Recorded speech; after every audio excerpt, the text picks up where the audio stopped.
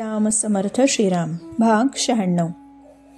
तुकारामबुवा वल्हवणकर या नावाचे एक मठपती त्यावेळी पंढरपूरला नेहमी येत असत. हे वेदांत शास्त्रामध्ये निष्णात असून त्यांची उपासना देखील कडक होती. मथुरा वृंदावनांकडील एक मोठे संन्यासी त्यांचे गुरु होते. त्यांनी तुकारामबुवांना बाळकृष्णाची उपासना दिलेली होती. पुष्कळ लोक तुकारामबुवांना गुरु मानायचे. वेदांत शास्त्र चांगलं जाणत असल्याने त्यांचं कीर्तन किंवा प्रवचन फारच उत्तम वाटत असे. ज्ञानेश्वरी सांगण्यात तर त्यांचा हातखंडा होता. पण त्यांच्यात एक विशेष असा होता की भगवंताच्या नामापेक्षा भगवंताचं रूप श्रेष्ठ आहे असं मोठ्या अट्टहासाने ते प्रतिपादन करायचे. महाराजांचा आणि वल्हवणकरांचा चांगला स्नेह होता. दोघेही यावेळी पंढरपुरात होते. आषाढी एकादशी झाल्यानंतर वल्हवणकरांचा एक शिष्य महाराजांच्या दर्शनाला आला. महाराज त्याला सहज म्हणाले, भगवंताचं नाम घेत जावं. नामामध्ये भगवंताचं सर्वस्व साठवलंय. त्यांनी आपल्या गुरुकडे जाऊन हे सांगितलं. त्याच दिवशी वल्हवणकरांनी संध्याकाळी कीर्तन केलं आणि नामापेक्षा रूप श्रेष्ठ आहे असं अनेक शास्त्राधार देऊन फारच सुंदर प्रकारे प्रतिपादन केलं. महाराजांना त्यांनी निरोप पाठवला की उद्या आपण भगवंताचं नाम श्रेष्ठ आहे असं सिद्ध करून द्यावं. महाराजांनी उलट निरोप धाडला की मी कोणी शास्त्री किंवा पंडित नाही, मी माणदेशचा एक अज्ञ रहिवासी आहे. रामाचं तेवढं नाव जाणतो. आपणच एक दिवस आपली सर्व मंडळी घेऊन इकडे राम मंदिरामध्ये यावं. आपण आपली बाजू मांडा, मी माझी बाजू मांडतो. आपल्या वादाचा निकाल आपोआपच लागेल. वल्हवणकरांनी ही गोष्ट कबूल केली. ते येण्याच्या आदल्या दिवशी आप्पासाहेब भडगावकरांनी दुसऱ्या दिवशी होणाऱ्या वादाची आठवण करून दिली. तेव्हा महाराज म्हणाले, आप्पासाहेब, आपल्याला घाबरण्याचे काय कारण आहे? नाम हे स्वतः सिद्ध आहे. त्याच्यात खुद्द भगवंताची सत्ता जागृत असल्याने त्याचं श्रेष्ठत्व सिद्ध करायला इतर कुणाची जरूर आहे? जन्मभर मी नामाला चिकटून आहे. वल्हवणकरांच्या गळ्यात माळ घालीन तेव्हाच पंढरपूर सोडीन. दुसऱ्या दिवशी दुपारी 3 वाजता वल्हवणकर बरीच मंडळी बरोबर घेऊन महाराजांच्याकडे आले. महाराजांनी त्यांचा हात धरून मोठ्या आदराने स्वतःच्या शेजारी लोडाला टेकून बसवलं. दोघेही उच्चासनावर बसलेले असून समोर सर्व मंडळी बसली होती. पंढरपुरामधील काही शास्त्री आणि पंडित हे देखील सभेला हजर होते.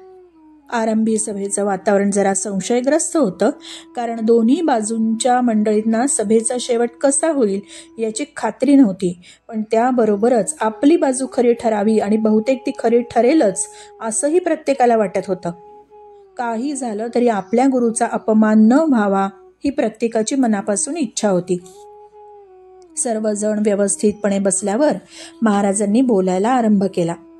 ते म्हणाले, माझ्या विनंतीला मान देऊन आपण आपल्या मंडळींसह इथे आलात याचा मला आनंद होतोय. आपण आपले म्हणणं अगदी निशंकपणे मांडा. सर्वांनी शांतपणे ऐकून घ्यावं. वल्हवणकरांनी डोळे झाकून नमन केलं आणि स्पष्टपणे बोलायला सुरुवात केली. वल्हवणकर म्हणतायत, वादाच्या आरंभीच मी आपल्याला विचारतो की नुसत्या शास्त्रजनित ज्ञानापेक्षा भक्ती श्रेष्ठ आहे हे आपण मानता ना? महाराज म्हणाले, मी देखील आरंभीच आपल्याला सांगतो की हा आपला वाद नसून संवाद आहे. भक्ती श्रेष्ठ आहे असं मी मानतो. वल्हवणकर म्हणाले, भक्ती म्हणजे परमात्म स्वरूपाचं परमप्रेम होय. कर्म, ज्ञान आणि योग ही साधनं असून भक्ती हे साध्य आहे. हे खरं ना? होय, बरोबर आहे. वल्हवणकर म्हणाले, कर्ममार्गामध्ये नुसतं कर्म बरोबर करण्याच्या हिशोबात मन अडकून जातं, म्हणून नुसता कर्ममार्गी कर्मठ आणि जड बनतो. महाराज म्हणाले, होय, त्याला भगवंताचा विसर पडतो. वल्हवणकर म्हणाले, योगामध्ये वृत्तींना आवरून धरण्याची खटपट करावी लागते. वृत्ती शांत झाल्या म्हणजे मन शून्याकार होतं. मग तिथे कुठला भगवंत? महाराज म्हणाले, होय, नुसती वृत्ती आवरणाऱ्याला भगवंताचं प्रेम असेलच असं सांगता येत नाही. वल्हवणकर म्हणाले, ज्ञान मार्गामध्ये आत्मानात्म विचाराला प्राधान्य असल्याने तिथे बुद्धीच्या सामर्थ्यावर फार भर असतो. पण मायेचा जोर फार विलक्षण असल्याने ती केव्हा फसविल याचा नेम नसतो. ज्ञानमार्ग फार कठीण आहे. महाराज म्हणाले, होय, ज्ञानमार्गी माणसाला अभिमानाची बाधा लवकर होते. माझं मत तेवढं खरं असं तो धरून चालतो. वल्हवणकर म्हणाले, ज्ञानी मनुष्य जगताला माया कार्य मानतो. जगत मिथ्या आहे असं तो समजतो. परमात्मा जर सर्वव्यापी आहे तर हे जगत त्याच्यामध्येच असलं पाहिजे. म्हणून भक्त या सृष्टीला मिथ्या न मानता भगवंताची लीला समजतो. या सृष्टीमध्ये सर्व ठिकाणी भगवंताचा महिमा, त्याचं विभूतिमत्व आणि त्याचा आनंद भरलेला दिसून येतो. महाराज म्हणाले, भगवंताचं स्वरूप ज्याला समजलं त्याला असं दिसेल यात शंकाच नाही. मग वल्हवणकर म्हणतायत, इतकंच नव्हे, माझं म्हणणं पुढे असं आहे की सृष्टीमधलं माधुर्य, मनोहर भाव, पावित्र्य आणि प्रेम पाहून जीव मोहित होतो. पण सृष्टीमधल्या विभूती रूपांची उपासना करून जीवाची तृप्ती होत नाही, कारण विभूती हे साक्षात भाव नाहीत. म्हणून भगवंताच्या साक्षात गुणांची आणि भावांची जरूर लागते. त्यांच्या प्राप्तीने जीवाची तृप्ती होते. यासाठी मी म्हणतो की सौंदर्याने भरलेलं भगवंताचं रूप हेच श्रेष्ठ आहे. महाराज म्हणाले, वा, फार छान. आपलं म्हणणं मला पटलं, पण मला अशी शंका येते की सौंदर्याने आणि माधुर्याने भरलेलं एखादं रूप भगवंताचंच आहे हे समजण्यासाठी त्याला भगवंताचं नाम देणे जरूर आहे ना. म्हणजे त्या रूपाला भगवंताचं नाम दिलं नसेल तर ते रूप मायावी राक्षसाचं देखील ठरेल. वल्हवणकर म्हणाले, अहो, कारणापासून कार्य भिन्न नाही हा तर वेदांताचा सिद्धांतच आहे. अर्थात जगत हे भगवंतापासून भिन्न नाही. जगतामध्ये आढळणारी सर्व रूपं भगवंताचीच आहे, मग नामाची जरूर कुठे. महाराज म्हणाले, कुंभारांनी एकाच मातीपासून अनेक प्रकारची भांडी केली. प्रत्येक भांड्यात मातीशिवाय दुसरं काहीच नाही, तरी प्रत्येक भांड्याचं नाव निराळं. असं ना. तुकाराम बुवा एवढे मोठे संत बनले, पण भगवंत सर्व ठिकाणी व्यापून आहे म्हणून ते विठ्ठलाला राम म्हणाले नाहीत किंवा दत्ताला महादेव म्हणाले नाहीत. रूपाची ओळख खऱ्या नामानीच होते.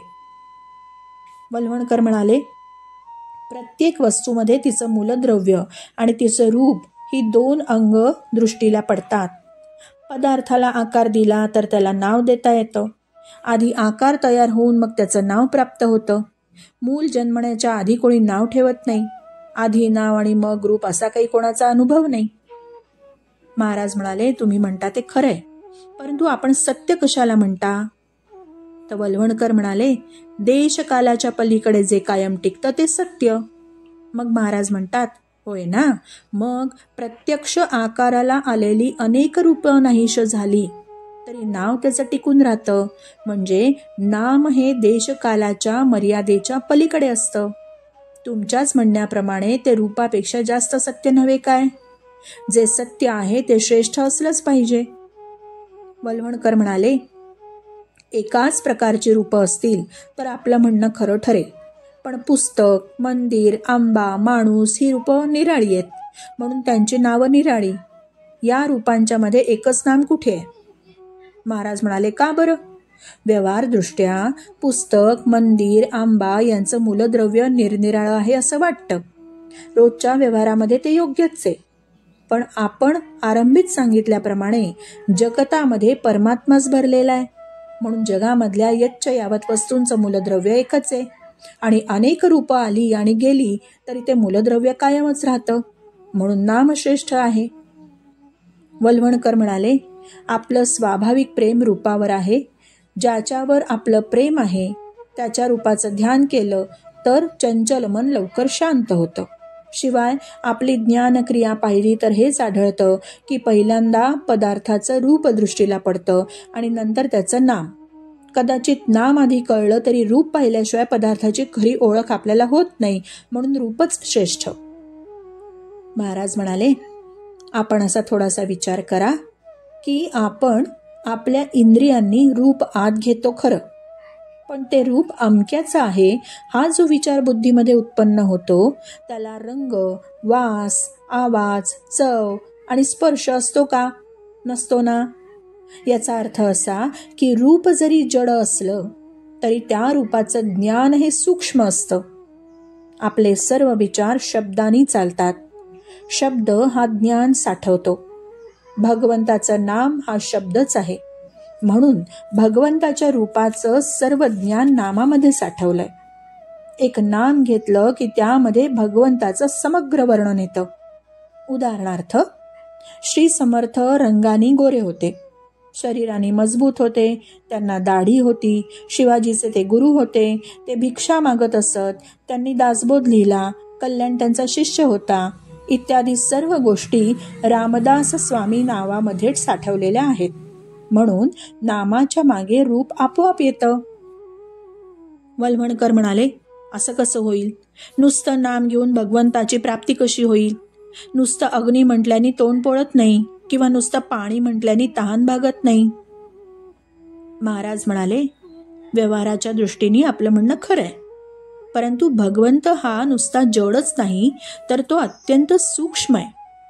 जड वस्तूमध्ये तिचं रूप आणि नाम हे निराळं असतं, पण भगवंताच्या बाबतीत ही दोन्ही एकच आहेत. रूप हे भगवंताची जड खूण आहे, पण नाम ही त्याची सूक्ष्म खूण आहे. वल्हवणकर म्हणाले, प्रेम व्यक्त करायला रूपच पाहिजे. मनाला व्यक्तीशिवाय प्रेम करता येत नाही. महाराज म्हणतायत, व्यक्त हे एकदेशी आणि मर्यादित असतं, पण सर्व व्यक्तांचं पर्यवसान ज्या अव्यक्तामध्ये घडतं त्याला घट्ट धरण्यासाठी उपाय कोणता? त्याला उपाय नाम हाच आहे. कारण अनेक रूपांना आणि अनेक गुणांना अव्यक्त रूपाने साठवणारं असं ते आहे. वल्हवणकर म्हणाले, रूपाशिवाय भगवंताच्या लीला होणार नाहीत आणि लीला वर्णनाशिवाय त्यांचं प्रेम येणार नाही. हे तरी खरं की नाही? महाराज म्हणाले, कोण नाही म्हणतं? खरंच आहे, पण ज्याच्या लीला वर्णन करायच्या त्याचं नाम त्यात नसेल तर? आणि इतकंच नव्हे तर लीला ऐकून नामावर प्रेम बसेल आणि त्यांचं नाम घेतलं की त्याच्या लीला आठवतील. किंबहुना नामामध्ये भगवंताच्या सर्व लीला साठवलेल्या असतात, म्हणून त्याचं नाम उच्चारलं की आपल्या भावना उचंबळून येतात. वल्हवणकर म्हणाले, आपण काही म्हणा, पण भगवंताच्या रूपाचं दर्शन झाल्यावाचून मनाला खरं समाधान होत नाही. महाराज म्हणतात, कबूल, हे मला पूर्ण कबूल आहे, पण 24 तास दर्शन करीत राहणं शक्य आहे का? त्याचं नाम मात्र 24 तास घडू शकेल. शिवाय भगवंताचं रूप प्रत्यक्ष पाहत असताना त्याचं ध्यान करता येणार नाही, पण त्याला पाहत असताना त्याचं नाम मात्र घेता येईल. नाम हे रूपापेक्षा जास्त व्यापक आहे. वल्हवणकर म्हणाले, आपण नामाला फारच महत्त्व देता. अहो, रूप जर नसतं तर भगवंताचे गुण आपल्याला कळले असते का, हे मला सांगा. महाराज म्हणतात, रूपाशिवाय भगवंताचे गुण आपल्याला कळणार नाहीत ही गोष्ट खरी, पण त्याच्या अनेक रूपांना व्यापून राहणारं गुण नामानेच ओळखलं जातं. त्यांची कितीही रूपं आली आणि गेली तरी नामाने त्याचा बोध होत असल्याने त्याचं नाम घेतलं की त्याचे गुण मनासमोर येतात. भगवंताची रूपं जिथून येतात तिथे नामाचंच वास्तव्य आहे. वल्हवणकर म्हणाले, महाराज, मी आपल्याला नमस्कार करतो. असं बोलून वल्हवणकरांनी महाराजांना नमस्कार केला आणि पुढे बोलले, माझी खात्री झाली की नाम हे रूपापेक्षा श्रेष्ठ आहे, पण मला त्यावर काही शंका येतात, त्या आपल्याला विचारू का? आपल्याशिवाय माझ्या शंका दुसरा कोण निवारण करू शकेल? महाराज म्हणाले, अवश्य विचारा. नामाच्या बाबतीत कोणीही शंका विचारावी, परंतु आधीच सुचवून ठेवतो की नामाबद्दलच्या सर्व शंका नाम घेत गेल्याने आपोआप नाहीशा होतात. तरी मनात आलेली शंका जरूर विचारा. वल्हवणकर म्हणाले, महाराज, रूपाला अस्तित्व का आहे हा खरा प्रश्न आहे. जर नाम हे श्रेष्ठ तर ते आधी असलं पाहिजे, आणि ते जर आधी असेल तर त्यातून रूप कसं उत्पन्न होतं हे आपण मला समजावून सांगा. महाराज म्हणाले, तुमचा प्रश्न मला फार आवडला. सांगतो, नीट समजावून सांगतो. ते नीट समजावून घेतलं तर तुम्ही नाम सोडणारच नाही. बघा, समजा मी तुम्हाला प्रश्न विचारला की आनंद म्हणजे काय? एखाद्या आनंदी मुलाकडे बोट दाखवून तुम्ही म्हणता की हे पहा, इथे आनंद आहे. इतकंच नव्हे तर त्याप्रमाणे आनंदाने खेळणारी मांजराची पिल्लं उड्या मारणारी लहान वासरं, हसणाऱ्या स्त्रिया, पुरुष आणि फुलांनी भरलेल्या लता यांच्याकडे बोट दाखवून इथे आनंद आहे असं तुम्ही मला सांगाल. पण हे काही माझ्या प्रश्नाचं खरं उत्तर नव्हे. आनंदी वस्तू कोणत्या आहेत हा माझा प्रश्न नाही. आनंद मला दाखवा असं मी विचारलं होतं. मग वल्हवणकर म्हणतायत, पण आनंद हा वस्तूंच्या बाहेर राहू शकतो का? आनंद कसा असतो हे समजायला आनंदी वस्तूच्याकडेच आपल्याला जाणं जरूर आहे ना. अगदी खरं, महाराज म्हणाले, अगदी खरं. पण आनंदी वस्तूंमध्ये आनंद राहतो म्हणून वस्तू हा काही आनंद नाही. लहान मूल हेच जर आनंद असेल तर मोठे स्त्री पुरुष किंवा वासरं किंवा मांजरीची पिल्लं आनंदयुक्त असू शकणार नाही. अर्थात आनंद हा एकच असला पाहिजे, कारण सर्व ठिकाणी आढळणाऱ्या आनंदाला एकच शब्द आपण वापरतो. वल्हवणकर म्हणाले, आनंद हा शब्द जरी एकच असला तरी प्रत्येक वस्तूचा आनंद निरनिराळा असू शकेल. महाराज म्हणाले, हे देखील मला कबूल. आपण जो जो माणूस पाहतो तो तो निराळा असतो. एकाची ठेवण अगदी पूर्णपणे दुसऱ्यासारखी कधीच आढळत नाही, तरी सर्वांना आपण माणसंच म्हणतो. मग ते का? मग वल्हवणकर म्हणाले, याचं कारण म्हणजे प्रत्येक जण निराळा असला तरी मनुष्य प्राणी आहे ना. सर्वांच्या मध्ये सारखाच मनुष्य प्राणी. महाराज म्हणतात, हा मनुष्यपणा आपल्या इंद्रियांना दिसतो का? नाही, कारण तो मनामध्ये असतो. वल्हवणकर म्हणाले, तो इंद्रियांना दिसत नाही, तो मनामध्ये असतो. मग महाराज म्हणतात, याचा स्पष्ट अर्थ असा की प्रत्येक माणसामध्ये मनुष्यपणा आहे. तो आपल्या इंद्रियांना दिसत नसला तरी मनाने ओळखता येतो आणि त्याचं अस्तित्व मनुष्य या शब्दाने सांगता येतं. वल्हवणकर म्हणाले, होय महाराज, इथपर्यंत सर्व मला पटलं. आता महाराज म्हणतायत, मग आता आपण एक पायरी पुढे जाऊ. अनेक माणसांना पाहून मनुष्यपणाची जी कल्पना आपण करतो ती केवळ आपल्याच मनाचा खेळ आहे का? मनुष्यपणा म्हणून काही वस्तू खरोखर अस्तित्वात आहे. जर तो आपल्या मनाचाच जर खेळ असेल तर आपण त्याची कल्पना केली की मनुष्यपणा उत्पन्न होईल आणि आपण कल्पना मोडली की तो नाहीसा होईल. हे खरं आहे का? वल्हवणकर म्हणाले, छे छे, असं कसं होईल? इतकेच नव्हे तर आपण मरून गेलो तरी मनुष्यपणा असतोच ना, तो कायम राहतो. महाराज म्हणतात, वा शाबास, मनुष्यपणा हा शब्द आहे, हे नाव आहे, म्हणून रूपाला अस्तित्व नामामुळेच आहे. जसं प्रत्येक माणूस हा माणूसपणामुळे माणूस बनतो ना, तसंच प्रत्येक वस्तूचं बाह्य रूप तिच्या नामामुळे टिकतं. आता या पुढचा प्रश्न असा की नाम हे रूपाच्या आधी असलं पाहिजे आणि त्यातून रूप कसं उत्पन्न होतं याचं उत्तर सापडण्यासाठी आपल्याला नामाचा आधी थोडा विचार आणखीन केला पाहिजे. वल्हवणकर म्हणाले, महाराज, खरं सांगायचं म्हणजे आम्हाला आजपर्यंत नामाचा अर्थच कळला नाही. खरोखर आज मोठा भाग्याचा दिवस आहे. महाराज म्हणाले, अहो, ज्या दिवशी तुम्ही नामात रंगून जाल ना, त्या दिवशी धन्य व्हाल. नामाचं महात्म्य मोठमोठ्यांना कळत नाही, पण एखाद्या भाविक अडाणी माणसाला ते कळेल. असो, आपण माणसं अनेक असली तरी त्यांच्यामध्ये वसणारा मनुष्यपणा एकच असतो. म्हणून तर सर्व प्रकारच्या व्यक्तींना मनुष्य हे नाम एकच लागू पडतं. आनंदी वस्तू अनेक असल्या तरी त्यांच्यामध्ये राहणारा आनंद एकच असतो. म्हणजे एकच नव्हे तर अनेक रूपं आली आणि गेली तरी नाम आपलं शिल्लकच राहतं. थोडा विचार केला तर कोणालाही हे सहज पटेल. आजपर्यंत या पृथ्वीच्या पाठीवर अगणित स्त्री आणि पुरुष जन्माला आले, जगले, मृत्यू पावले, तरी मनुष्यपणा आहे तसाच आहे. हा नियम सर्वत्र लावला तर असं दिसेल की चांगल्या वस्तू आल्या आणि गेल्या पण चांगलेपणा कायम आहे. सुंदर वस्तू आल्या आणि गेल्या पण सौंदर्य कायम आहे. आनंदी वस्तू आल्या आणि गेल्या पण आनंद कायम आहे. लाखो जीव आले आणि गेले पण जीवन कायम आहे. वल्हवणकर म्हणाले, महाराज, हे मला समजलं, पण हे जीवन, हा आनंद, हे सौंदर्य रूपाशिवाय राहतं कुठे? समजा सर्व रूपं नाहीशी झाली तर ते टिकेल का? अर्थात. महाराज म्हणाले, अर्थात. कसं ते ऐका. रूप अनेक असली तरी नाम एकच असतं, हे आपण पाहिलं ना. म्हणजे नाम हे अनेकात एकत्वाने राहणारं असतं. याचाच अर्थ असा की नाम हे रूपापेक्षा व्यापक असतं. व्यापक वस्तूचं क्षेत्र मोठं असल्याने तिच्यामध्ये शक्ती देखील अधिक असते.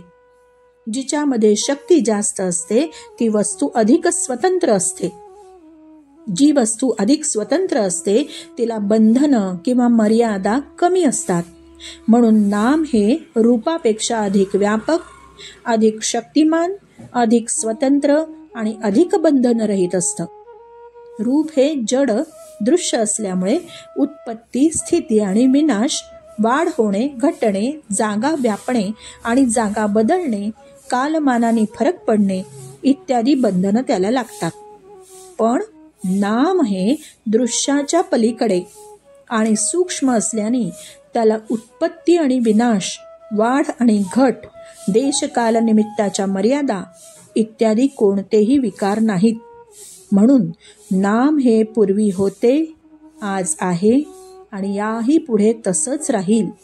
नाम हे सत्स्वरूप आहे. वल्हवणकर म्हणाले, मला इथे एक शंका येते महाराज. आज मी आपल्याला सर्व काही विचारूनच घेणार. महाराज म्हणतात, अहो, असा विचारणारा भेटल्यावर मी मोठ्या आनंदाने सांगेन. काय शंका आहे सांगा. वल्हवणकर म्हणतायत, नाम हे रूपापेक्षा श्रेष्ठ आहे हे तर ठरलं, पण जगात रूपांचे प्रकार किती आहेत ते जरा पहा. नुसत्या रोजच्या व्यवहारामध्ये लागणाऱ्या वस्तूंच्याकडे पाहिलं तरी पुरे. दगड, लाकूड, आंबा, पाणी, भात, गादी, झाड, आकाश, घड्याळ किती म्हणून सांगाव्यात. या प्रत्येक समुदायासाठी एक एक नाम असतं. अनेक तऱ्हेच्या दगडांना दगड हे नाम आहे. अनेक प्रकारचे आंबे आंबा या नामात येतात. या रीतीने या जड जगामध्ये अशी अनेक रूपांची गर्दी आहे, तशी सूक्ष्म जगामध्ये अनेक नामांची पण गर्दी असणार, नाही का. माझ्या शंकेचा मुद्दा असा आहे की नाम हे अनेकातून एकाकडे नेते असं आपण म्हणता, पण तसं नसून जड रूपांच्या अनेकपणातून आपण सूक्ष्म नामांच्या अनेकपणाकडे जात आहोत की काय, असं माझ्या मनात येत आहे. महाराज म्हणाले, बुवा, तुम्ही खरोखर विचारी आहात बरं. त्याशिवाय इतकी सूक्ष्म शंका सुचायचीच नाही. तुमच्या शंकेचं उत्तर सांगतो, नीट ऐका. आपली ज्ञानक्रिया जी चालते ना, तिचा विचार केला तर काय दिसतं बरं. समजा आपण एका टेकडीवर उभे आहोत, सृष्टी सौंदर्य पाहत आहोत. त्या पाहण्यात कोणकोणत्या क्रिया होतात ते बघा. प्रथम डोळ्यामधून प्रकाश किरणं आत मेंदूपर्यंत गेली. बाह्य पदार्थांचं मनुष्याला ज्ञान व्हायला इंद्रिय हे पहिलं साधन. इंद्रियांमधून आत आलेले संस्कार एकत्र करून मन त्यांना वस्तुस्वरूप देतं. वस्तुस्वरूप तयार झाल्यावर बुद्धी सारासार विचार करते, त्या वस्तूचं यथार्थ ज्ञान आपल्याला करून देते. पण मनुष्याच्या बुद्धीचा व्यापार इथेच थांबत नाही. टेकडीवरून आजूबाजूला पाहत असताना झाडं, वेली, घरं, बागा, माणसे, पक्षी, पाण्याचे तलाव इत्यादी सर्व वस्तूंचं ज्ञान झाल्यावर पुन्हा त्यांचं एकीकरण होऊन ही सृष्टीची शोभा आहे असं ज्ञान आपल्याला होतं. म्हणजे अनेकात एकत्व शोधणं हेच मानवी ज्ञानाचं लक्षण आहे. या जगामध्ये कितीतरी वैचित्र्य आढळतं.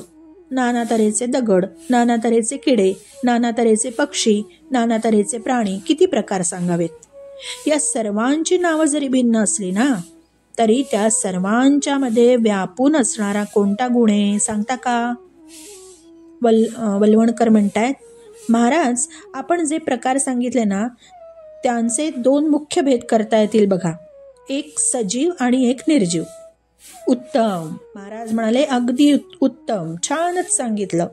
सर्व प्राणी, किडे, मासे, पक्षी हे सजीव आणि दगड, माती, हवा, पाणी हे सर्व निर्जीव. पण एक पाऊल आणखीन पुढे जा आणि या दोन्हीलाच सामान्य असं काय असावं याचा विचार करा. वल्हवणकर म्हणाले, नाही बुवा, आपल्याला तर काही सुचत नाही. महाराज, आपण सांगा ना.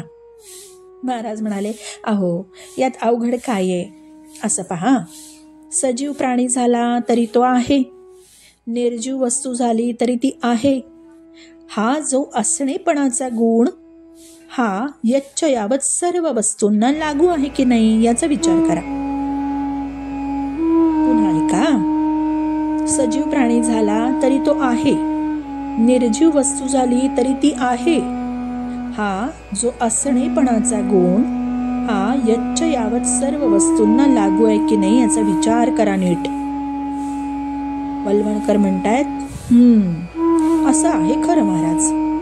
आपल्या सांगण्याने मला फार आनंद होतोय. महाराज म्हणाले, त्या आनंदाला सुद्धा आहेपणाचा गुण आहे. या असणेपणाच्या गुणाला नाम म्हणतात. यालाच ओंकार असंही म्हणतात. वल्हवणकर म्हणाले, आत्ता मला समजलं. ओंकारातून सर्व सृष्टी उगम पावली. ओंकार हे परमात्म्याचं स्वरूप आहे इत्यादी उपनिषदातल्या वाक्यांचा अर्थ आज मला कळला.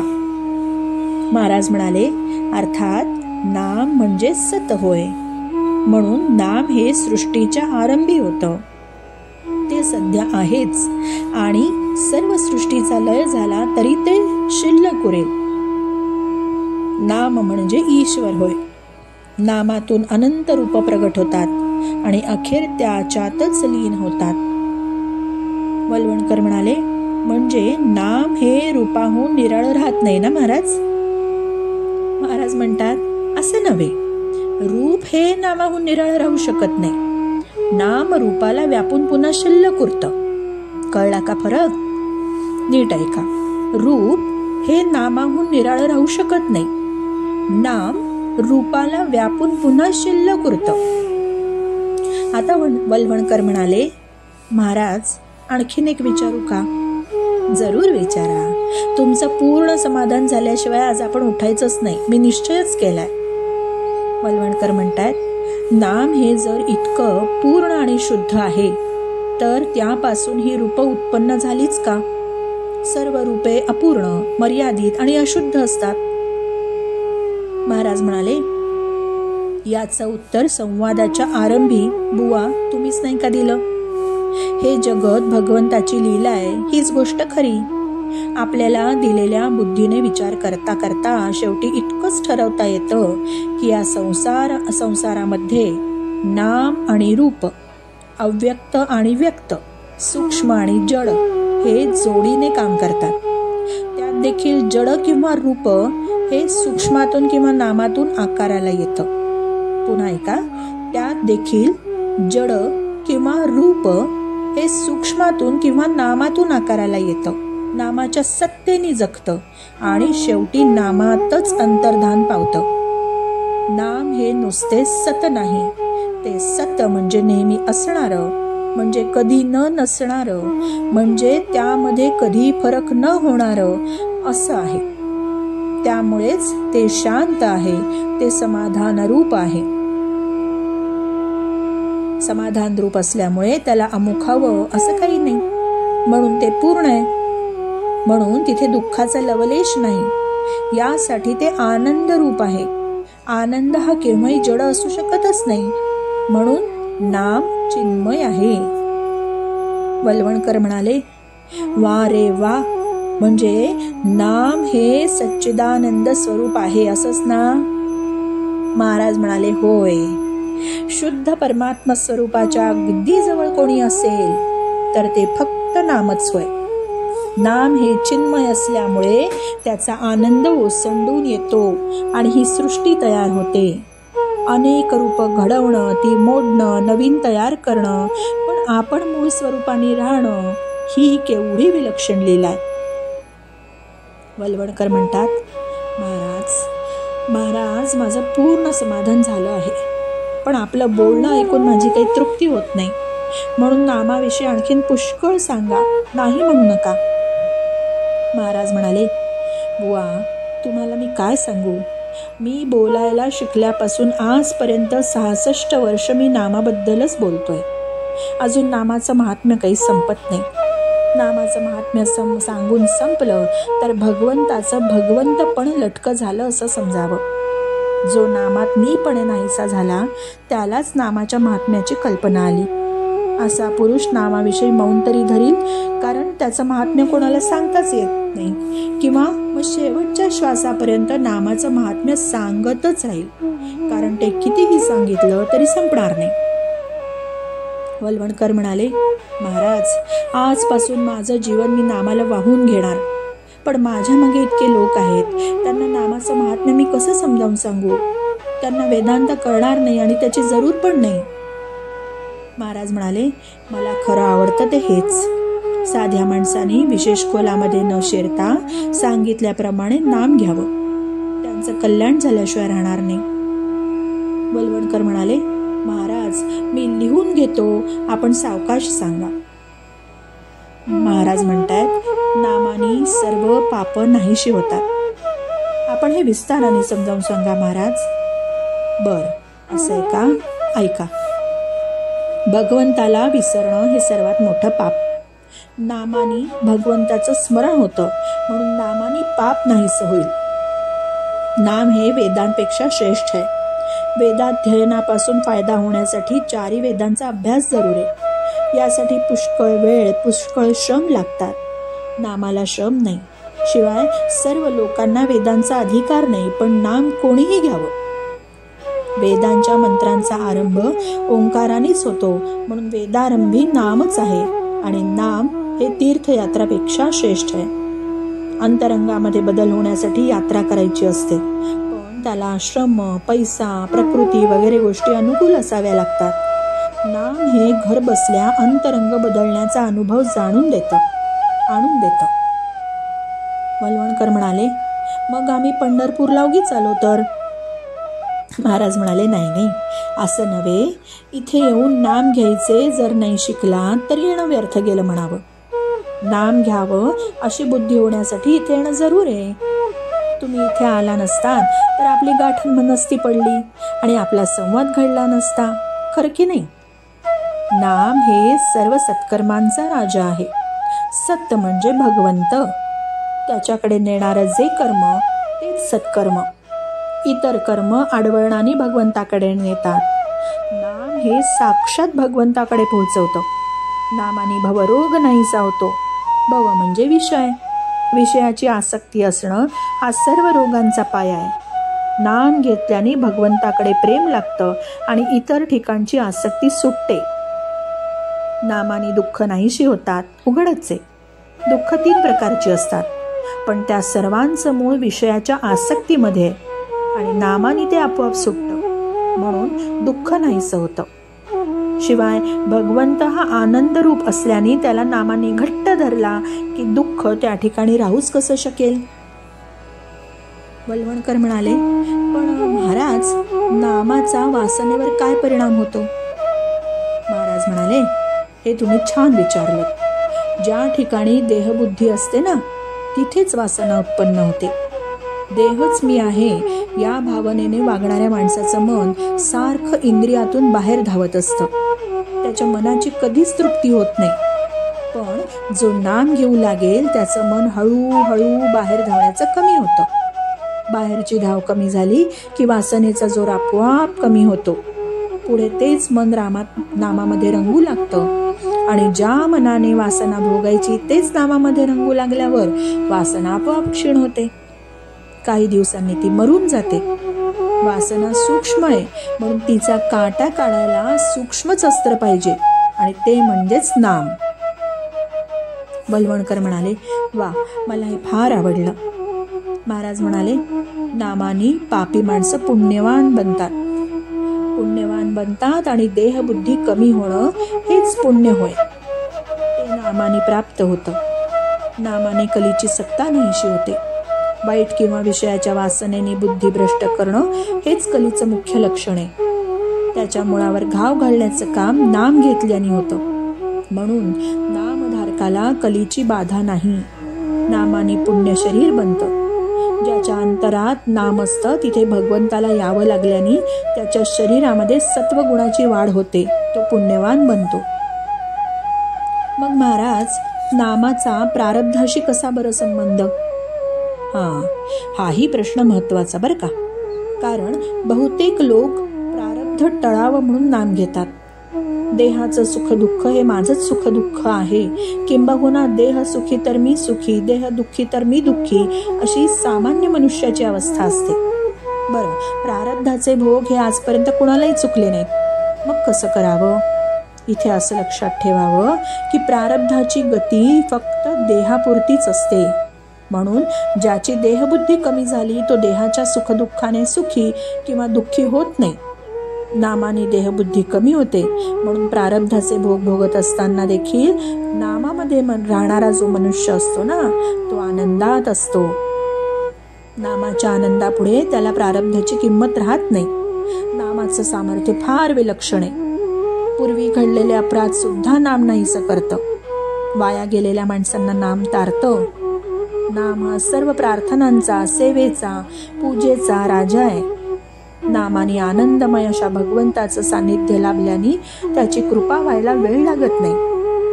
किंबहुना ज्याच्यावर भगवंताची कृपा होते त्याच्याच मुखामध्ये नाम येतं. सर्व काळी, सर्व ठिकाणी, सर्व अवस्थांमध्ये कोणालाही करता येण्यासारखं नाम हे एकच साधन आहे. नामाला उपाधी अत्यंत कमी असल्याने निरुपाधिक भगवंताशी नातं जोडायला नामासारखं साधन नाही. किती प्रकाराने सांगू तुम्हाला. बुवा, अखंड नामात राहणे यालाच मोक्ष म्हणतात. अखंड नामात जगणं यालाच पराभक्ती म्हणतात. अखंड नामात गुंतणं यालाच संत म्हणतात. शेवटी एवढंच सांगतो की नामात प्रेम येणं हीच संतांची खूण आहे. माझं एवढं ऐका, नामाला विसरू नका. प्रारब्धाच्या भोगांना न कंटाळता भगवंताने ज्या स्थितीमध्ये आपल्याला ठेवलं असेल त्यात समाधान मानावं, पण केव्हाही नामाला विसरू नये. असं जो करील त्याचा भगवंत ऋणी होऊन राहील. हे शब्द बोलत असताना महाराजांच्या तोंडावर इतकं विलक्षण तेज आलं होतं की बुवांसकट सर्व सभा नुसती तटस्थ बसली होती. बुवांच्या डोळ्यांना तर अश्रुधारा लागल्या होत्या. ते महाराजांच्या पाया पडले. तेव्हा महाराजांनी प्रेमाने त्यांना उचललं. आपल्या गळ्यातली तुळशीची माळ त्यांच्या गळ्यात घातली. सर्व मंडळी प्रसाद घेऊन नंतर घरी गेली. महाराजांच्या आयुष्यातला हा शेवटचा मोठा विजय होता. नामाचं महत्त्व लोकांना पटवून देण्यासाठी त्यांनी आपलं सर्वस्व वेचलं. एखाद्या दृश्य वस्तूचं महत्त्व लोकांच्या गळी उतरवून देणं ही सोपी गोष्ट आहे, कारण त्याचं फळ प्रत्यक्ष दिसतं. पण भगवंताच्या शेजारी बसणाऱ्या आणि त्याच्याप्रमाणेच अदृश्यपणे वावरणाऱ्या नामाचं महत्त्व, त्याचं महात्म्य सामान्य माणसाच्या मनामध्ये ठसवून देण्याचं फार फार कठीण काम आहे. माणसं नामाच्या बाबतीत अनेक शंका, अनंत शंका काढत असतात. त्या सर्व शंकांना उत्तर देऊन महाराजांनी लोकांना नामाला लावलं. श्रीराम समर्थ. श्रीराम.